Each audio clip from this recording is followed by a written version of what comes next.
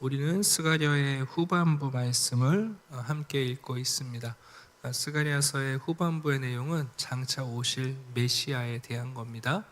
스가랴서가 전반부에서 현재 유다의 총독인 수룹바벨 그리고 대제사장인 여호수아를 격려하며 현재적 삶에서 성전을 재건하고 유다 공동체를 회복하는 하나님이 힘을 주시고 격려하시는 메시지를 전합니다만, 그것은 현재에 있는 유다 백성들을 위한 것이 아니라 하나님이 장차 메시아의 나라에 대한 이상으로 작은 씨를 뿌려주시는 거죠.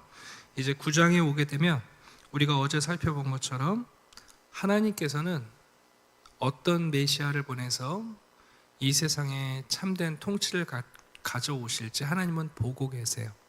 그리고 하나님은 백성들이 이것을 보기를 원하시죠. 그러니까 하나님이 보시고 있는 이 메시아를 장차 우리가 보게 될 것을 가르쳐 줍니다. 메시아가 와서 하시는 일은 뭐냐? 심판하며 회복하는 일입니다. 근데 그것을 정확히 말하면 하나님의 목적은 심판을 위한 심판이 아니라 회복을 위한 심판입니다. 네. 설거지가 목적이 아니라 다음 식사 시간에 그 깨끗한 그릇에 음식을 담기 위한 거 아니에요? 네, 설거지가 목적이 아니잖아요. 깨끗하게 준비해서 그곳에 정결한 음식을 담아야 되는 것처럼 하나님이 심판하시는 목적은 단순히 심판이 아니라 회복을 약속하신다. 그래서 우리가 어제 살펴봤어요. 모든 민족들을 향한 하나님의 회복을 말씀해 주십니다. 자, 이제 오늘 본문을 보게 되면 이는 내가 눈으로 친히 봄이라, 하나님이 보고 계시는 그 메시아를 우리에게 소개합니다. 먼저 여러분, 시온 백성들에게 이렇게 말합니다. 크게 기뻐하라, 즐거이 부르라. 크게 기뻐하라, 즐거이 부르라. 인생 살다가 좋은 날이 더 많으세요? 아니면 힘든 날이 더 많으세요? 반반이에요? 하나님께서 우리에게 정말 기뻐할 일이 있다고 말씀하십니다. 우리가 기뻐하고 즐거워할 일이 뭔가? 그 이유를 이렇게 말씀하세요. 보라, 내 왕이 내게 임하신다. 그 인류가 이제 18세기 이후에 합리주의가 서구 사회에 들어왔어요. 그 합리주의가 들어오면서 인간의 이성에 대해서 극단적인 신봉을 하게 됐죠. 그전에는 하나님의 뜻을 묻고 하나님을 아는 것, 하나님을 이해하는 것, 종교적인 것이 더 중요했는데 18세기가 되면서 사람들은 합리성, 자기의 이성을 믿게 돼요. 그 극단적인 게 바로 니체가 말하는 초인 사상이에요. 그러니까 어떤 사람이 탁월한 사람이냐? 자기의 모든 것을 스스로 결정하는 사람. 자기의 모든 것을 스스로 결정하는 사람, 심지어 목숨도 스스로 끊을 수 있는 사람들. 그래서 낭만주의와 합리주의가 만나면서 많은 군인들이 자살하는 게 유행처럼 됐죠. 근데 여러분, 그렇게 우리가 합리주의를 따라서 살아왔는데 그 결과가 뭐냐면 전 세계 1차, 2차 세계대전이에요. 그리고 홀로코스트, 유태인을 600만 명이나 죽이는 대학살극이에요. 인간이 인간의 이성과 합리성을 따라서 여러분 살아왔잖아요. 그런데 그 결과가 뭐냐? 잔인한 전쟁과 그리고 끊임없는 민족 간에 여러분 정말 잔인한 학살들이 벌어져요. 그래서 최근에는 이제 그 반동으로 뉴에이지나 이런 것들이 뭐냐면 이제는 합리성, 인간의 이성을 신봉하지 않는 또 하나의 흐름이 있는 거죠. 근데 여러분, 인생이라는 게 결국은 우리가 진짜 기뻐할 일이 뭐냐? 우리를 제대로 다스릴 만한 분이 오시는 게 진짜 기쁜 일이죠. 유대인들은 알아요. 유대의 역사를 보면 언제 가장 기쁘고 즐거웠나? 첫 번째는 다윗 시대예요. 다윗이 하나님의 마음에 합한 왕으로 백성을 애민 정신을 가지고 있고 또 전쟁에 능한 왕으로서, 근데 또 다윗은 피를 너무 많이 흘렸어요. 그리고 또 언제가 좋은가? 솔로몬 시대가 좋아요. 정말 번영과 평화와 그리고 전 세계에 있는 사람들이 솔로몬의 지혜를 보러 몰려들었던 시대. 그래서 유대인들은 그 역사 가운데 다윗과 솔로몬의 시대가 그들의 가장 이상적인 시대로 기억해요. 그럼 여러분 기뻐하라, 즐거워하라. 왜요? 너를 다스릴 왕이 오신다. 그럼 여러분 그 왕은 적어도 누구보다 나아야 돼요? 다윗보다 나아야죠. 솔로몬보다 나아야 돼요. 그 얘기는 뭐냐 하면 그 왕이 적어도 자기 백성을 힘으로 구원할 수 있고 솔로몬보다 지혜롭고 그리고 우리에게 평화를 가져다 주는 왕이실 때 그 왕이 오시는 소식이 기쁜 소식 아니겠어요? 그죠? 또 여러분 잔인한 왕들이 오는 얘기를 들으면서 누가 기뻐할 수 있겠습니까? 자, 먼저 우리 9절을 보게 되면 그 왕을 이렇게 소개합니다. 왜 너희가 기뻐하고 즐거워해야 되느냐? 왕이 오신다. 그런데 그 왕이 어떤 왕이시냐가 중요해요. 첫 번째, 그 왕은 정말 공의로운 왕이에요. 여러분 인생이 뭐 좀 가난하고 부하고 건강하고 약하고 상대적인 인생의 경중이 있습니다만 억울한 일 만나면 참 힘들어요. 억울한 일 만나면 특히 우리 한국 사람들은 평등의식이 높아서 억울한 일 만나면 밤에 잠을 못 주무세요. 여러분 왕이 해야 할 일이 뭡니까? 정말 공의로운 왕 체다크라는 이 히브리 말이죠. 미시파트와 체다크는 하나님이 찾으시는 하나님의 성품이에요. 근데 이 왕은 하나님의 성품을 가지고 있는 거죠. 또 여러분 이 왕은 어떤 왕이에요? 구원을 베푸시는 왕이에요. 힘이 있어요. 자기 백성을 건져내는 왕이에요. 그런데 더 중요한 게 있나요? 그렇게 힘이 있고 공의로운 그 왕이 겸손한 왕이세요. 그래서 여러분 나귀를 타는 정도가 아니라 그분은 작은 나귀 새끼를 타시는 분으로 오신다. 여러분 나귀를 타고 전쟁에 나가는 왕은 없습니다. 전쟁에 나갈 때는 말을 탑니다. 사람보다 빨리 달려야 될 거 아니에요. 근데 여러분 나귀를 탄다는 것은 뭐냐면 정말 여러분 짓밟고 그리고 잔인하게 포악하게 행동할 의도가 없는 거죠. 그래서 다윗이 유다의 왕으로 7년 있고 그 다음에 이스라엘의 모든 지파들이 와서 우리의 왕이 되어달라고 통일왕국을 만들었을 때 수도를 헤브론 예루살렘으로 옮기면서 그가 예루살렘에 입성할 때 다윗이 말을 타고 가지 않고 나귀를 타고 갔어요. 내가 너희들을 잔인하게 짓밟으러 가지 않는다는 것을 보여주려고 나귀를 타고 갔단 말이에요.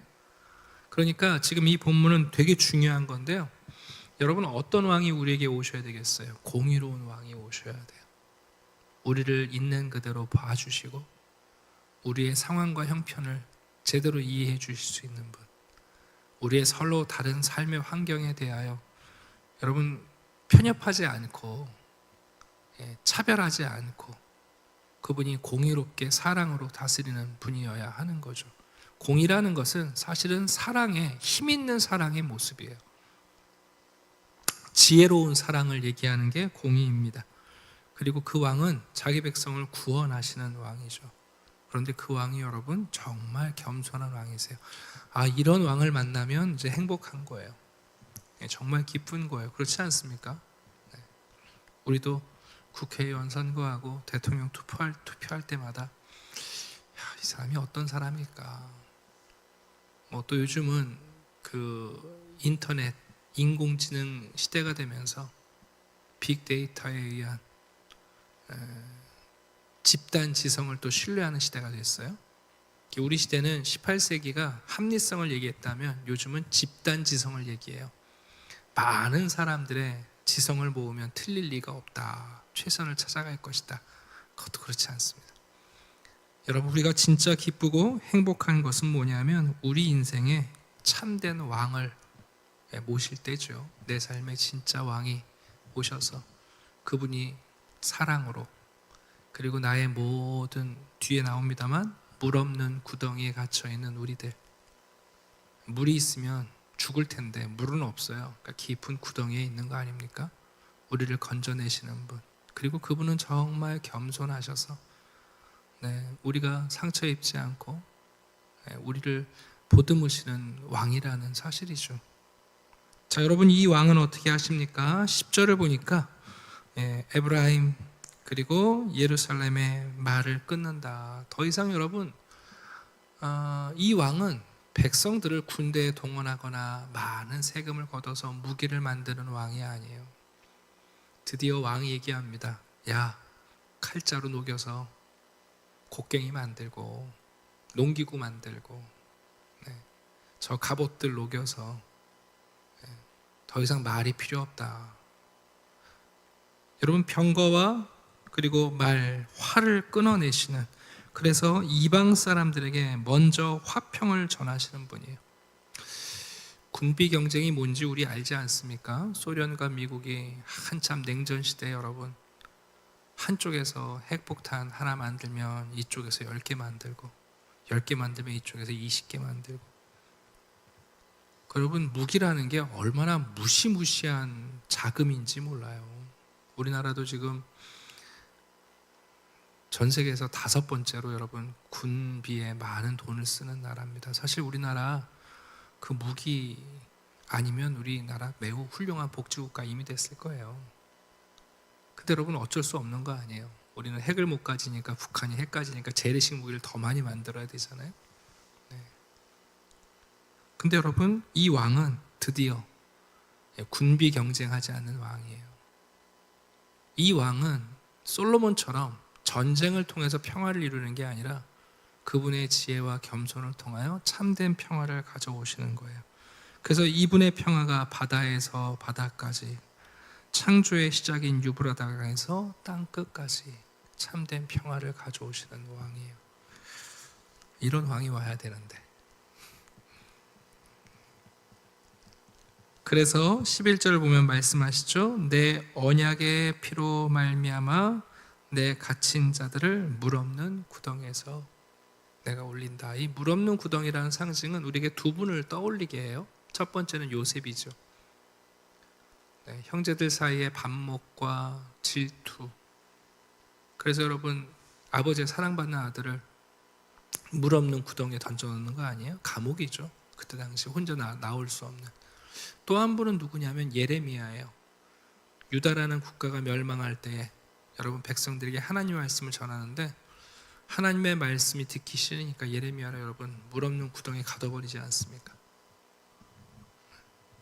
이 물 없는 구덩이라는 것은 어떻게 보면 여러분 하나님의 언약에 반하는 대표적인 현상을 우리에게 이야기합니다. 근데 그분이 그런 물 없는 구덩이에 갇힌 자들을 여러분 구원하십니다.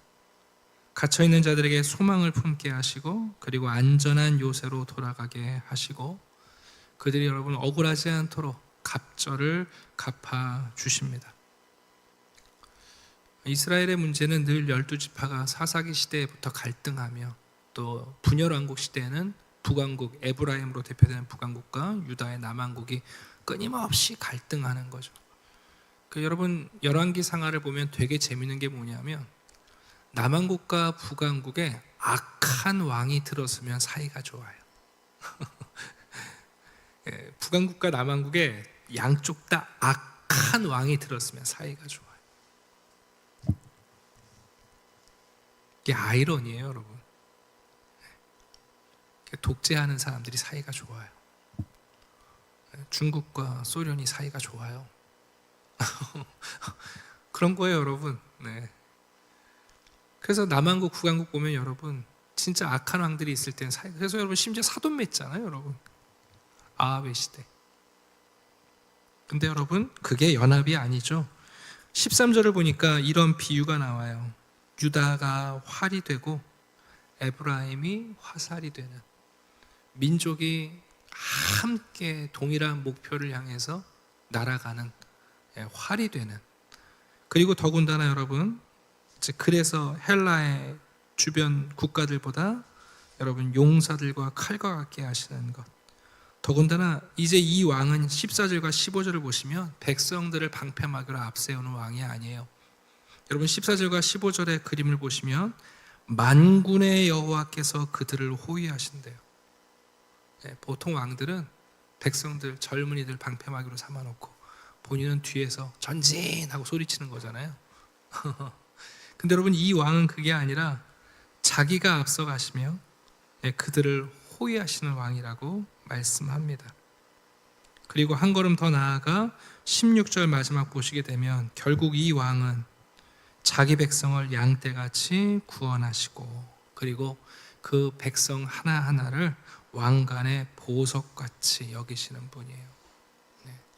백성의 몸을 팔아서 왕관의 보석을 하나 더 박아내는 왕이 아니라 백성 하나하나를 자기의 영광과 보석으로 여기시는, 정말 아끼시는 그런 왕이라고 우리에게 가르쳐 줍니다. 자, 결론입니다. 그가 다스리실 때 그 형통함과 아름다움이 어찌 큰지. 앞에서 시온의 딸 이렇게 시작했는데요, 청년들에게 얘기합니다. 청년들은 새 포도주를, 처녀들은 강건하게 하실 것이다. 그래서 여러분, 이 스가랴서 9장에 나오는 이 겸손한 왕, 하나님이 친히 보고 계신 그 왕을 복음서에 보면 여러분 누가 봐요? 이스라엘 백성들이 드디어 예루살렘에 입성하시는 예수의 모습을 통해서 보게 돼요. 그분이 여호와께서 준비하신 대로 나귀 새끼를 가져다가 그 나귀 새끼를 타고 예루살렘 성으로 들어오시죠. 하나님이 보시는 이 사건이 이미 여러분 2000년 전에 이 땅에 시작되었고, 우리들은 지금 이 세상에서 이 예수 그리스도를 우리의 왕으로 섬기며 살아갑니다. 오늘도 예수님이 우리들의 삶에 공의롭고 그리고 사랑으로 물 없는 구덩이에 갇혀있는 우리들을, 그리고 겸손하게 우리를 다스려 주시는 그 왕이 우리에게 필요합니다. 이 물 없는 구덩이 같은 삶이 요즘 우리들의 모습인 것 같아요. 뭐 다들 괜찮게 사는 것 같아요. 위험은 하지 않은 것 같은데 뭔가에 다들 갇혀있고 묶여있고, 그래서 자유롭지 못한 삶을 살아가는 것 같습니다. 자, 여러분, 스가랴는 우리에게 이 놀라운 메시아를 보여줍니다. 이 왕은 그분이 앞서서 가시며 우리를 호위하시고, 여러분, 우리를 그분의 왕관의 보석처럼 여기시는 분입니다. 예수님을 만나면 더 좋은 분을 발견할 수가 없습니다. 예수님을 이해하게 되고 예수님을 발견하게 되면 더 좋은 분이 없습니다. 주 예수보다 더 귀한 것은 없네. 바울이 고백한 것처럼 내가 그리스도를 알고 발견하고 나머지 모든 것을 배설물로 여기는 비밀이 거기에 있습니다. 하물며 어떻게 여러분 내가 왕이 되겠다고 생각할 수 있겠어요? 핵심은 어떻게 여러분 예수를 믿는, 예수님을 왕으로 모신 분들이 내가 왕이 되겠다고 할 수 있겠어요? 그런 일이 벌어지지 않습니다. 오늘 이 스가랴의 놀라운 예언, 하나님이 보시고 있는 그것, 그리고 이미 우리가 본 예수 그리스도, 그분이 오늘도 우리를 다스리시기를 주님의 이름으로 축원합니다. 기도하겠습니다. 아버지 하나님, 감사합니다. 주님이 우리에게 약속하신 언약의 왕을 하나님은 보시며 우리에게 이 왕을 기다리고 영접하고 따르라고 말씀하십니다. 스가랴의 예언처럼 나귀 새끼를 타시고 겸손하게 공의로운 사랑으로 자기 백성을 위하여 그들을 보석처럼 여기시며 친히 십자가에 달려 우리를 호위하시는 주님, 오늘도 우리의 삶에 주님이 다스려 주시옵소서. 물 없는 웅덩이에 갇힌 것처럼 숨은 쉬며 활동하는 것 같으나 벗어날 수 없는 삶의 굴레에 있습니다. 주님의 사랑이 우리를 자유케 하시고 겸손한 주님의 아름다운 손길이 우리를 자유케 하여 주시옵소서. 삶의 어려움이 있을 때마다 또 하나님 새로운 무기를 준비하거나 연합을 하거나 어리석은 우리의 지혜나 집단지성을 따르는 것이 아니라 예수님만이 우리의 평화의 왕이시고 모든 인류를 자유케 하시는 왕이심을 바라봅니다.